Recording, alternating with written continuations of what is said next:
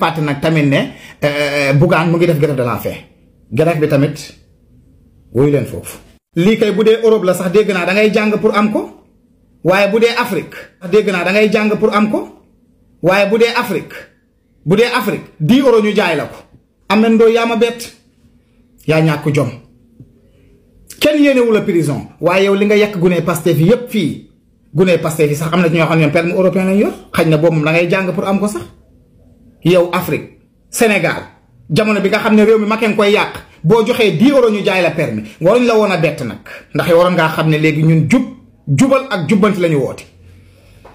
te leer na ma ne permis boobu ñu wax ne moom lañu rocc ci xaw ma carte grise xaw ma nu ñu ko joxee man maîtriser ma affaire yi mais leer na ma ne bu patriote la